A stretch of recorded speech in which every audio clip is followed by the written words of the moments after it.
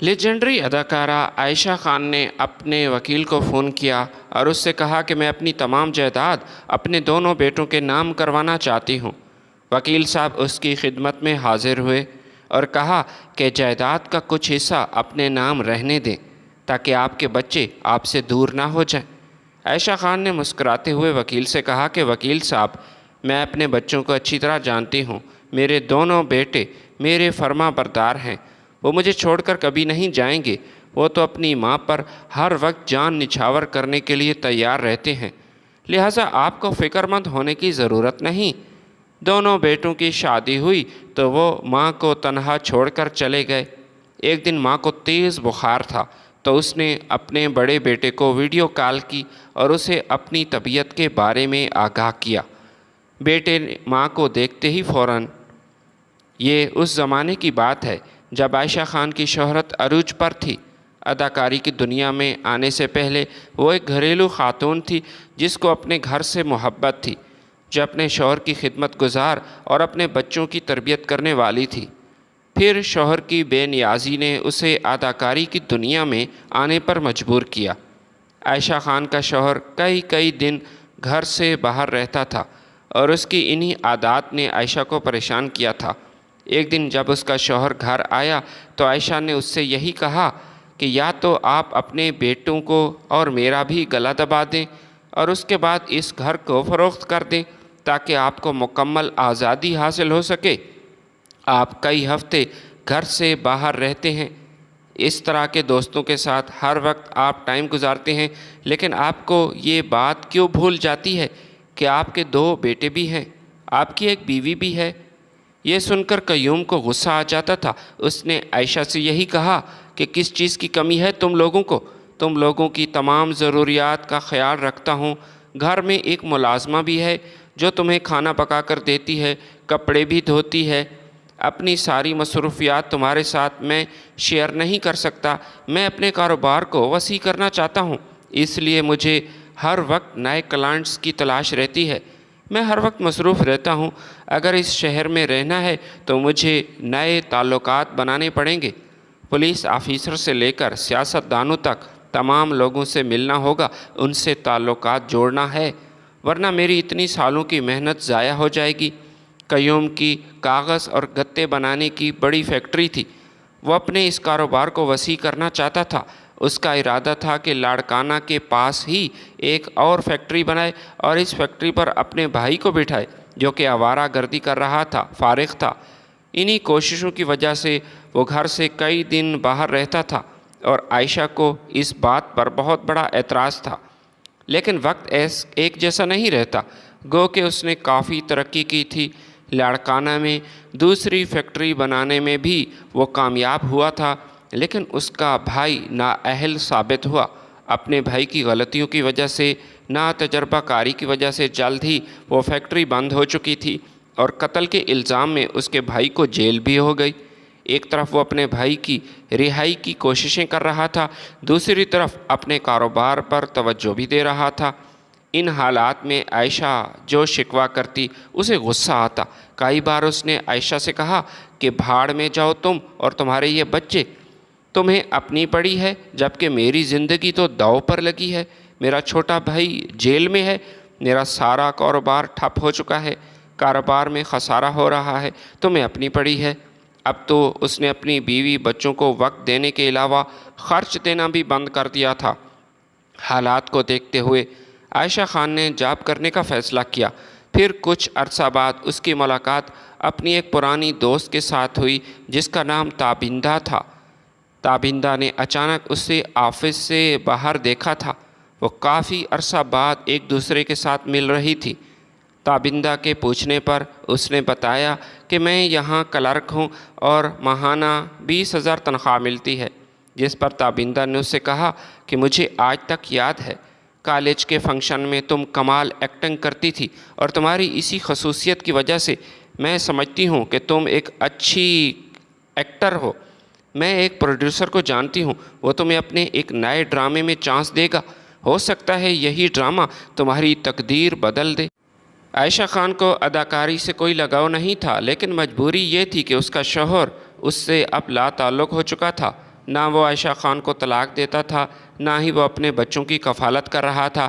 بیچاری اس گھر کے لیے اپنے بچوں کی خاطر گھر سے باہر اسے نکلنا پڑا۔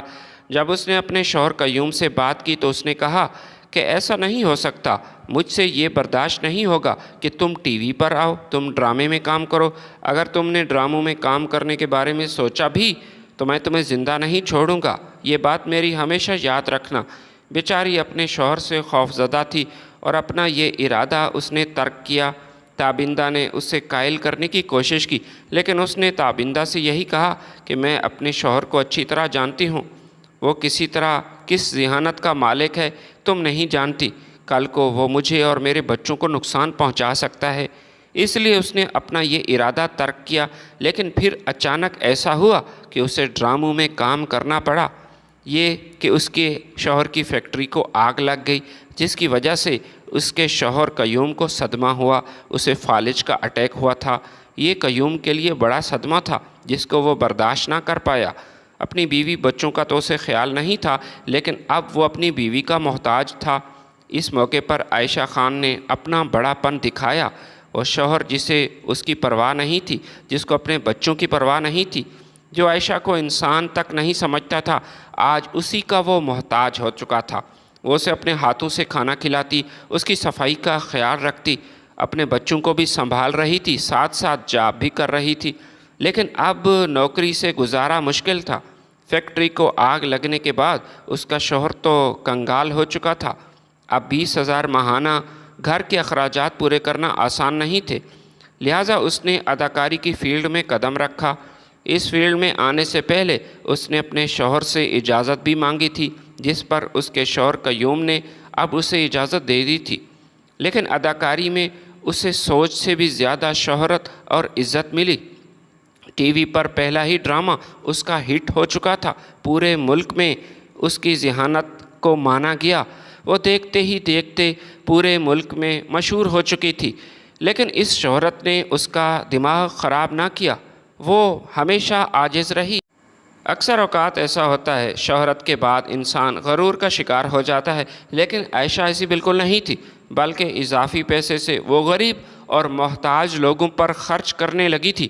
اس کی یہ عادت ہر شخص کو متاثر کیے بغیر رہ نہ پائی۔ جب وہ مہینے میں 1-2 بار یتیم خانے میں جاتی تھی، وہاں کے بچوں سے ملتی، انہیں پیار کرتی، مختلف تحفے تحائف لے کر ان کے پاس جاتی، یہ اس کی روٹین کا حصہ تھا۔ پھر اس کی زندگی میں ایک آزمائش آئی۔ قیوم کا انتقال ہو چکا تھا، وہ بیوہ ہو چکی تھی۔ بیوہ ہونے کے بعد اس نے ٹی وی کے ڈراموں میں کام کرنا چھوڑ دیا، لیکن پھر اس کی دوست تابندہ نے ہی اسے مجبور کیا۔ تابندہ نے اسے یہی کہا کہ لوگ تم سے محبت کرتے ہیں، تمہارا سکرین پر آنا وہ اس کا انتظار کرتے ہیں، ایسے عروج پر کام چھوڑنا بڑی حماقت ہوگی، اپنے لیے اپنے بچوں کے لیے سوچو۔ اپنے ہی دوست کے کہنے پر اس نے دوبارہ کام شروع کیا، لیکن وہ اپنے بچوں سے بھی غافل نہیں تھی۔ اکثر ایسا ہوتا تھا کہ وہ اپنے دونوں بیٹے ریحان اور کامران کو سیٹ پر اپنے ساتھ لے جاتی تھی۔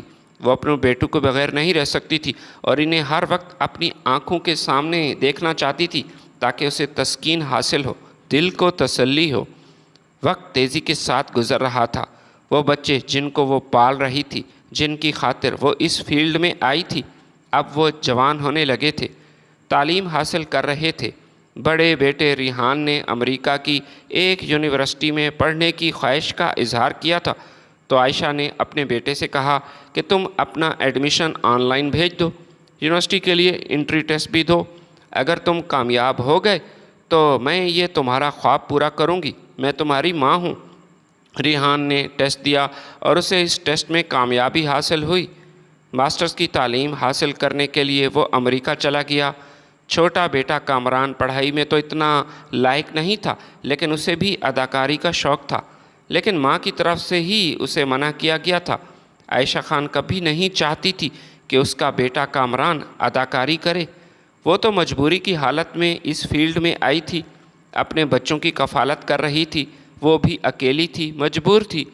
وہ یہی چاہتی تھی کہ اس کا خواب تھا کہ اس کے دونوں بیٹے تعلیم کے میدان میں آگے آئیں، ملک اور اس قوم کا نام روشن کریں۔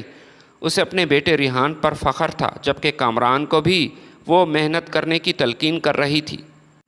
ریحان امریکہ سے تعلیم حاصل کرنے کے بعد واپس آیا تو اسے اپنے بیٹے کی شادی کی جلدی تھی۔ ریحان کو اپنی ایک کلاس فیلو بہت پسند تھی، وہ اسی سے شادی کرنا چاہتا تھا، لہٰذا اس نے اپنی ماں سے کہا کہ میں سہرش سے شادی کرنا چاہتا ہوں۔ اپنے بیٹے ریحان کی شادی پر وہ بہت خوش تھی، اس کی خوشی کا کوئی ٹھکانہ نہیں تھا۔ تابندہ آج بھی اس کی بہترین دوست تھی۔ اس نے تابندہ کا شکریہ ادا کیا کہ مشکل کی اس گھڑی میں تو نے میرا ساتھ دیا۔ اس معمولی جاب سے میں اپنے بچوں کو نہیں پڑھا سکتی تھی، نہ ہی میں اپنے پیروں پر کھڑا ہو سکتی تھی، لیکن تابندہ نے کہا کہ میں نے تمہاری صلاحیتوں کو پہچان لیا تھا، تمہارا میں نے کام دیکھا تھا، تم اپنی صلاحیتوں سے آگے آئی ہو، لہٰذا میں نے تم پر احسان نہیں کیا۔ دونوں بیٹوں کی شادی ہو چکی تھی، یہ ایک کمبائن فیملی تھی اور خوشحال خاندان تھا۔ ریحان کا بیٹا پیدا ہوا تو عائشہ بہت خوش تھی۔ اپنے پوتے کی ولادت پر اس نے خیرات کا بندوبست کیا۔ اس خیرات میں کوئی بڑے لوگ شامل نہیں تھے، بلکہ غریب اور مسکین لوگ تھے۔ اس نے غریبوں کو ہی کھانا کھلایا، حالانکہ اس کے کئی ایسے دوست تھے اور اس فیلڈ میں کام کرنے والی باقی سہیلیاں، ان کو اس بات پر افسوس تھا، انہوں نے ناراضگی کا اظہار کیا، لیکن اس نے اپنے تمام دوستوں اور کام کرنے والوں سے یہی کہا کہ یہ کوئی بڑی پارٹی نہیں تھی، نہ ہی کوئی یہ فنکشن تھا، یہ تو میں نے غریبوں کے لیے کھانے کا بندوبست کیا۔ اسے پارٹیز میں جانا بالکل پسند نہیں تھا، حالانکہ پروڈیوسر، ڈائریکٹر صاحبان اور باقی اس طرح کی اسی فیلڈ سے جڑے لوگ اسے انوائٹ کرتے تھے، لیکن وہ بہت سادہ طبیعت کی مالک تھی۔ کبھی اس طرح کی پارٹیز میں جانا اسے پسند نہیں تھا، نہ ہی اسے شہرت سے کوئی لینا دینا تھا، اسے شہرت سے کوئی چاہ نہیں تھی، لیکن اس کے باوجود پاکستان کا ہر ایک شخص اسے جانتا تھا، اس کی عزت اور احترام کرتا تھا۔ ایک دن عائشہ گھر واپس آئی تو کافی تھکی ہوئی تھی۔ ملازمہ گھر پر موجود نہیں تھی۔ اس نے اپنی بہو کو آواز دی اور کہا کہ بیٹی، میرے لیے ایک پانی کا گلاس تو لاؤ، مجھے پیاس محسوس ہو رہی ہے۔ پہلے تو اس کی بہو نے اس کی بات ہی نہ سنی اور نہ ہی اسے کوئی جواب دیا۔ پھر عائشہ اپنی جگہ سے اٹھی، بہو سے کہا کہ میں نے تم سے پانی مانگا تھا، تم نے کیا میری بات سنی نہیں، یا پھر جان بوجھ کر مجھے جواب دینا مناسب نہ سمجھا؟ جس پر اس کی بہو نے کہا کہ میں تمہاری نوکرانی نہیں، کیا آپ کو دکھائی نہیں دیتا کہ گھر میں ملازمہ نہیں؟ لیکن اس کے باوجود آپ نے مجھ سے کہا کہ میں پانی لاؤں آپ کے لیے، کیا میں نے پہلے کیا، آپ کو پانی پلایا؟ یہ کہہ کر وہ اپنے کمرے میں چلی گئی، لیکن عائشہ خان کے دل پر ایک چوٹ لگی۔ بہو کی اس بات نے اسے تکلیف دی اور اس نے اپنے بیٹے ریحان کا انتظار کیا۔ وہ یہی سوچ رہی تھی کہ ریحان کو بتاؤں گی۔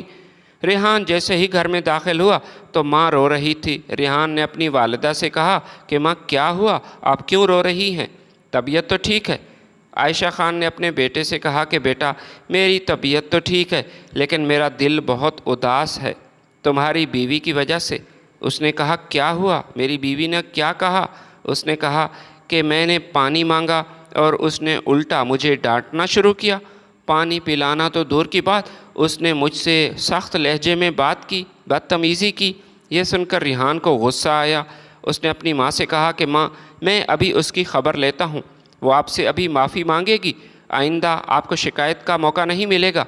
عائشہ خان نے بیٹے سے کہا کہ بیٹا، میرا مقصد تمہیں بھڑکانا نہیں تھا، بس کم از کم یہ بتانا تھا کہ اپنی بیوی کو نصیحت کرو کہ بڑوں سے کیسے بات کرتے ہیں۔ ریحان اپنی جگہ سے کھڑا ہوا، وہ سیدھا سہرش کے پاس گیا اور گرجدار آواز میں اپنی بیوی کو ڈانٹنے لگا اور کہا کہ تمہاری جرت کیسے ہوئی میری ماں کے ساتھ بدتمیزی کرنے کی؟ اس نے تم سے پانی مانگا اور تم نے ماں کو باتیں سنانا شروع کی۔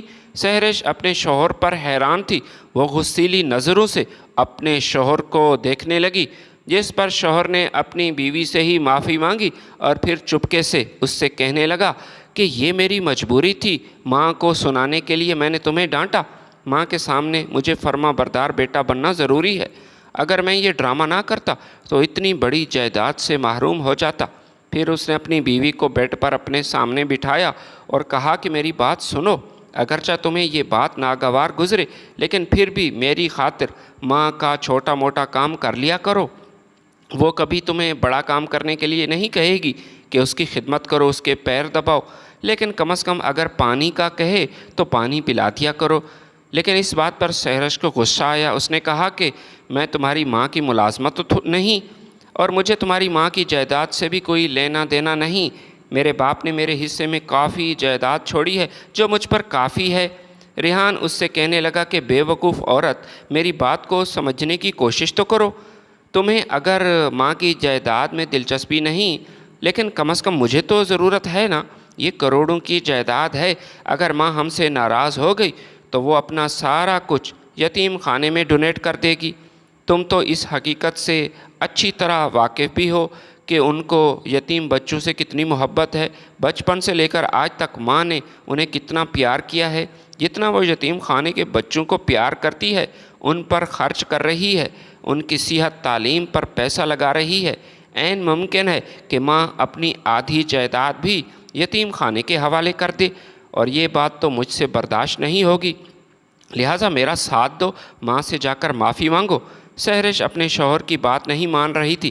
پھر اس نے اپنی بیوی کو شاپنگ کی لالچ دی، جس پر وہ اپنے شوہر کے ساتھ آئی، اور ایسے ہی ڈرامہ بازی کرتے ہوئے اس نے عائشہ سے معافی مانگی اور کہا کہ ماں، آئندہ میں ایسا نہیں کروں گی، مجھ سے غلطی ہوئی، آپ مجھے معاف کر دیجئے، مجھے آپ سے ایسی بات نہیں کرنی چاہیے تھی۔ عائشہ نے اپنی بہو کو دعائیں دی اور خوش ہو گئی، لیکن وہ یہ نہیں جانتی تھی کہ بیٹے نے اپنی بیوی کو کیسے راضی کیا اور یہ کیسا ڈرامہ تھا۔ عائشہ خان کو محسوس ہوا اب اس کی ہڈیوں میں طاقت نہیں، وہ اب اس شوبز کی دنیا سے لا تعلق ہو چکی تھی۔ کئی چینلز کی طرف سے ڈراموں میں کام کرنے کی اسے آفر ہوئی تھی، لیکن اس نے یہی کہا کہ اس وقت میری مجبوری تھی، لیکن اللہ کا شکر ہے اب میرے پاس سب کچھ ہے، میں مزید کام نہیں کروں گی۔ بیٹوں کی طرف سے بھی اسے کہا گیا تھا کہ اماں آپ کام کریں۔ اسے اس بات کی کافی حیرانی ہوئی تھی جب ریحان نے ایک بار اس سے کہا تھا، ماں آپ کو 40 لاکھ کی آفر ہوئی ہے، یہ پیسہ بہت زیادہ ہے اگر آپ سمجھیں تو۔ گھر بیٹھنے سے بہتر ہے کہ آپ وہاں جا کر کام کریں۔ اس ملک میں آپ کے فینز ہیں جو آپ کو سکرین پر دیکھنا چاہتے ہیں، وہ آپ سے پیار کرتے ہیں۔ یوں گھر میں بیٹھا رہنا صحت کے لیے ٹھیک نہیں، انسان کو مصروف ہونا چاہیے۔ لیکن میں حیران ہوں کہ آپ نے کیوں انکار کیا۔ بیٹے کی یہ بات سن کر وہ کافی حیران ہوئی۔ پھر ریحان سے کہا کہ بیٹا، مجھ میں کام کرنے کی ہمت نہیں، اس وقت میری مجبوری تھی، میں تم لوگوں کی پرورش کر رہی تھی، میں اکیلی تھی، لیکن اب تم اپنے پیروں پر کھڑے ہو چکے ہو۔ ریحان اپنا سا منہ لے کر واپس چلا گیا، لیکن اسے اس بات کا غم ستائے جا رہا تھا۔ اس نے اپنے اس خیالات کا اظہار اپنی بیوی سے بھی کیا کہ ماں بہت عجیب ہے، اتنی بڑی آفر ہوئی تھی لیکن اس نے یہ آفر ٹھکرا دی۔ اتنا بڑا چینل تھا، لوگ ترستے ہیں کام کے لیے، اور ماں کو کام مل رہا تھا، لیکن اس نے کام کرنا مناسب نہ سمجھا۔ ارے اگر اسے پیسوں کی ضرورت نہیں تو ہمیں تو ضرورت ہے، وہ پیسے ہمیں دے دیتی۔ کئی ایسے خواب ہیں جو میں نے پورے کرنے ہیں۔ پھر اس کے بعد ایک دن آیا جس دن کا دونوں بیٹوں کو بڑی ہی شدت کے ساتھ انتظار تھا، جب وکیل صاحب کی طرف سے اس کے بیٹوں کو کال موصول ہوئی تھی۔ اس سے پہلے عائشہ نے اپنے وکیل کو فون کیا تھا کہ میں اپنی جائیداد اپنے دونوں بیٹوں ریحان اور کامران میں تقسیم کرنا چاہتی ہوں۔ زندگی کا کوئی بھروسہ نہیں، مرنے سے پہلے میں اپنا یہ فرض پورا کرنا چاہتی ہوں۔ وکیل صاحب ضروری کاغذات لے کر اس کی خدمت میں حاضر ہوا تو عائشہ خان نے اسے اپنی ساری جائیداد کی تفصیل بتائی اور کہا کہ آج ہی میں اپنے بیٹوں کو بلاؤں گی اور یہ تقسیم جلد از جلد مکمل کرنا چاہتی ہوں۔ وکیل صاحب نے عائشہ کو مشورہ دیا کہ ویسے تو آپ ان کی ماں ہیں، اپنے بیٹوں سے پیار کرنے والی ہیں، مجھ سے زیادہ عقل مند بھی ہیں، آپ کا تجربہ میری عمر سے بھی زیادہ ہے، لیکن میں آپ کو یہی مشورہ دوں گا کہ ساری کی ساری جائیداد اپنے بیٹوں میں تقسیم مت کریں، یہ غلطی مت کریں، آدھی یا پھر 1/3 اپنی نام رہنے دیں تاکہ آپ کے بیٹے آپ سے دور نہ ہو جائیں۔ عائشہ نے اپنے وکیل کو جواب دیا کہ آپ بھی عجیب باتیں کرتے ہیں، میرے بیٹے اتنے نالائق نہیں کہ جائیداد کی خاطر اپنی ماں سے وہ دور ہو جائیں۔ وہ اپنی ماں سے محبت کرتے ہیں، انہیں کسی قسم کی لالچ نہیں، وہ اپنی ماں کو چھوڑ کر کہیں نہیں جا سکتے۔ آپ مجھے باقی لوگوں اور باقی خاندانوں کی مثالیں دیکھ کر خوفزدہ مت کریں۔ وہ بدبخت اولاد ہوتی ہے جنہیں اپنے ماں باپ کا کوئی احساس نہیں ہوتا، لیکن میرے بیٹے ایسے نہیں، انہوں میں یہ احساس پایا جاتا ہے۔ وکیل صاحب نے عائشہ سے زیادہ بحث مناسب نہ سمجھی اور خاموش ہوا۔ اس کے حکم کی تعمیل کی۔ وکیل کی طرف سے جب دونوں بیٹوں کو فون کیا گیا تو وہ بہت خوش ہوئے۔ وہ اپنا ادھورا کام چھوڑ کر فوراً گھر کی طرف بھاگے چلے آئے، ماں کے قدموں کو بوسہ دیا۔ آج پہلی بار انہوں نے ماں کے قدموں کو چھوا تھا۔ آج ان کو ماں پر پیار آ رہا تھا۔ وکیل ان کی نیت کو سمجھتا تھا، لیکن یہ ماں ہی تھی جو اپنے بیٹوں سے ناواقف تھی، ان کی فطرت کو نہیں سمجھ رہی تھی۔ اپنی بہوؤں اور بیٹوں کی موجودگی میں عائشہ خان نے ساری جائیداد دونوں بیٹوں میں تقسیم کی، وہ بھی برابر تقسیم کی۔ اس کے علاوہ 20 تولے سونا اپنی بہوؤں کے نام کیا، 20 تولے ایک اپنی بڑی بہو کو دیے تو چھوٹی بہو کو بھی اتنے ہی زیورات ملے۔ دونوں بہوئیں آج بہت زیادہ خوش تھیں اور اپنی ساس پر پہلی بار ان کو بڑا پیار آ رہا تھا۔ چھوٹی بہو سے تو یہ خوشی برداشت نہ ہوئی اور وہ فوراً ہی اپنے ساس کے پیروں میں بیٹھ گئی اور اس کے پیر دبانا شروع کیے، جبکہ عائشہ خان نے اپنے پیر پیچھے کیے اور کہا کہ بیٹی ایسا مت کرو، مجھے عجیب محسوس ہو رہا ہے، میں تمہیں تکلیف نہیں دینا چاہتی۔ لیکن وہ زبردستی ہی اپنی ساس کے پاؤں پکڑنے لگی، اس کی خدمت کرنے لگی اور عائشہ سے کہا کہ ہم آپ کو اپنی ماں کا درجہ دیتے ہیں، آپ ہمیں خدمت کا موقع دیں، اگر آپ نے موقع نہ دیا تو ہم ناراض ہو جائیں گے۔ عائشہ حیران تھی کہ بچوں کے رویے میں اچانک ایسی تبدیلی کیوں آئی، لیکن وہ آج خوش تھی۔ وہ دل سے انہیں دعائیں دے رہی تھی۔ ان کی بہوئیں اب اس کی خدمت کر رہی تھیں اور بیٹے بھی کافی فرما بردار ہو چکے تھے، مگر اس کے بیٹے تو اسی انتظار میں تھے کہ کب ماں کی جائیداد کے وہ مالک بن جائیں گے۔ ابھی بھی پروسیس جاری تھا، شاید پروسیس مکمل ہو جاتا تو وہ ماں کو الوداع کہہ دیتے اور ان کی یہ ساری خدمات ختم ہو جاتی، لیکن وہ اسی انتظار میں تھے کہ یہ پروسیس جلدی مکمل ہو۔ جیسے ہی جائیداد کے مالک بن گئے تب انہوں نے سوچنا شروع کیا کہ کس طرح یہاں سے چھٹکارا حاصل کیا جائے۔ وہ اسی انتظار میں تھے، وہ اس گھر سے جانا چاہتے تھے کیونکہ وہ یہی سمجھتے تھے یہ پرانی طرز کا گھر ہے، ہمارا ارادہ ہے کہ ہم نئے گھر میں شفٹ ہو جائیں گے، ایک اچھے اور کشادہ ماحول میں۔ لیکن ان کے پاس پہلے تو بجٹ کم تھا، لیکن اب ماں کی جائیداد اتنی تھی کہ وہ فروخت کر کے اپنا گھر بنا سکتے تھے اور اس کے علاوہ کاروبار بھی کر سکتے تھے۔ تقریباً 10 سے 15 کروڑ کی پراپرٹی تھی جو عائشہ نے اپنے بچوں کے درمیان تقسیم کی تھی۔ جائیداد کی تقسیم کے چند ہفتے بعد چھوٹے بیٹے کامران نے اپنی ماں سے کہا کہ میں ڈیفنس میں ایک بنگلہ لینا چاہتا ہوں، یہ ایک عالی شان گھر ہے اور میرا خواب ہے، ہم اگلے ہفتے وہاں شفٹ ہو رہے ہیں۔ ماں یہ سن کر خوش تو ہوئی، لیکن اس نے بیٹے سے کہا کہ بیٹا کم از کم مجھے پہلے تو بتا دیتے۔ کامران نے ماں سے کہا کہ گاؤں میں جو ہماری زمین تھی جو کہ میرے حصے میں آئی تھی جائیداد میں نے وہ فروخت کی ہے۔ اب عائشہ خان کو اس بات کا اندازہ ہو چکا تھا کہ میرا بیٹا ریحان بھی ایک نہ ایک دن مجھے یہ گھر چھوڑ کر چلا جائے گا۔ کامران اپنی بیوی بچوں کے ساتھ گھر سے جانے لگا تو عائشہ جذباتی ہو گئی۔ وہ اپنے بیٹے سے آنسو چھپا رہی تھی، لیکن کامران کے جانے کے بعد اسے بہت دکھ ہوا۔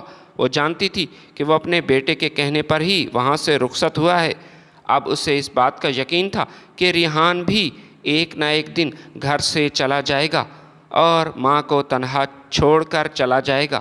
جانے سے ایک ہفتہ بعد مجھ سے یہی کہے گا کہ ماں میں جا رہا ہوں۔ وہی ہوا جس کا شک تھا۔ کچھ مہینے بعد ریحان نے بھی اپنی ماں سے کہا کہ راولپنڈی میں اپنا ایک کاروبار شروع کرنا چاہتا ہوں۔ وہاں پر میں نے ایک فارم ہاؤس بھی خریدا ہے جو کہ تقریباً 8 کینال پر مشتمل ہے۔ اس کی بیوی سہرش کے میکے بھی راولپنڈی سے تھے، لہٰذا عائشہ کو اس بات کا یقین تھا کہ اس نے اپنی بیوی کے کہنے پر ہی یہاں سے جانے کا فیصلہ کیا ہے۔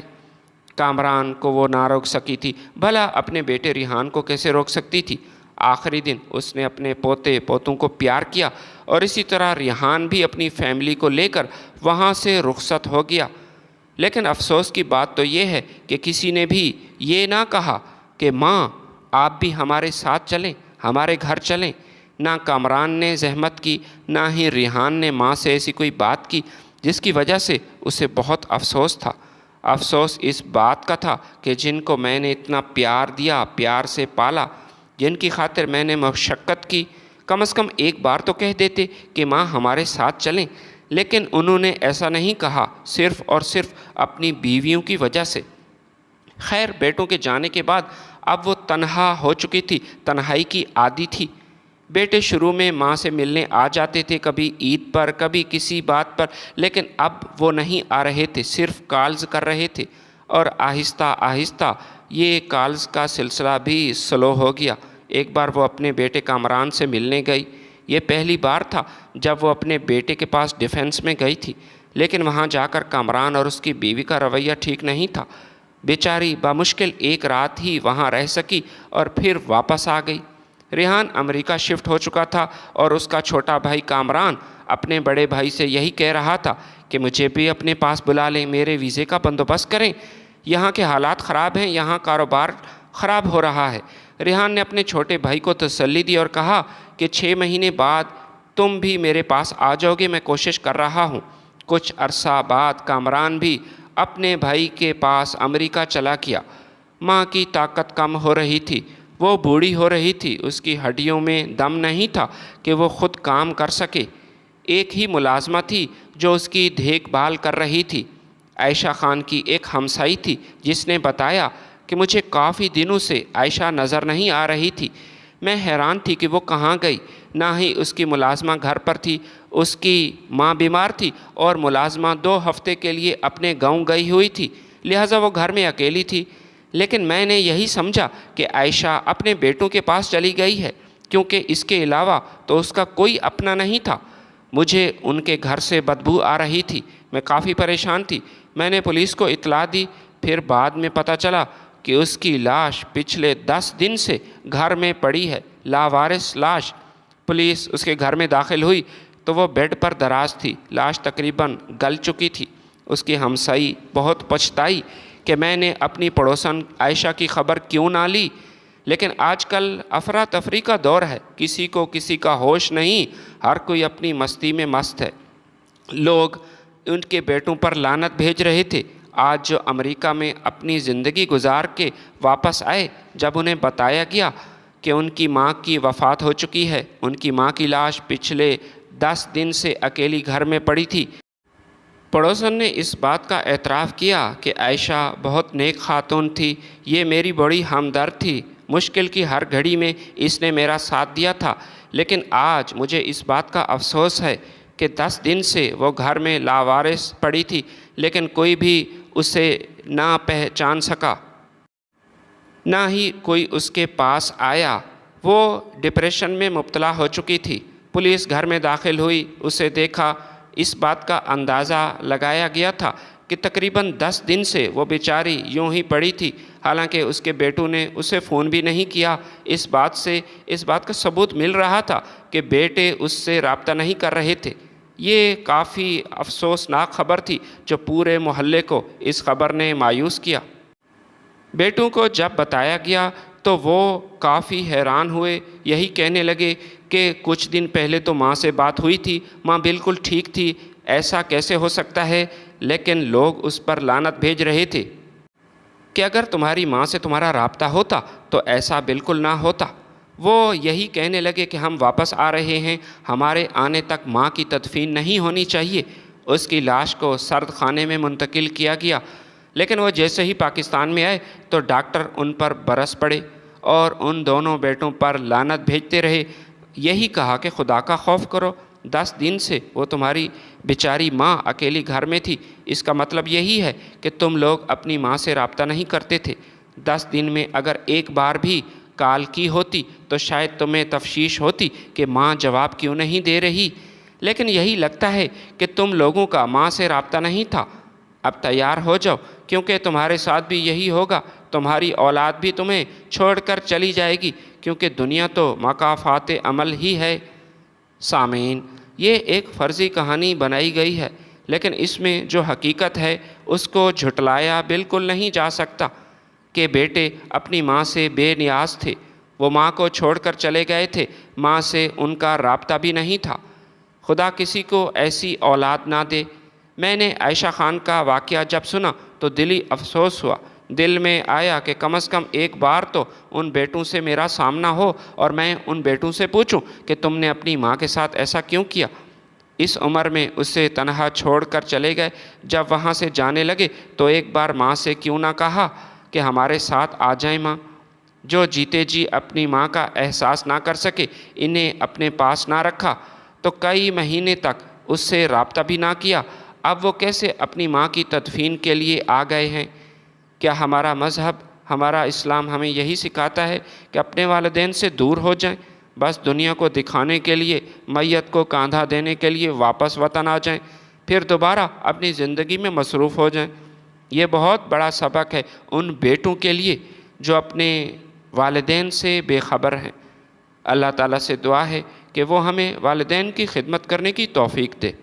آمین۔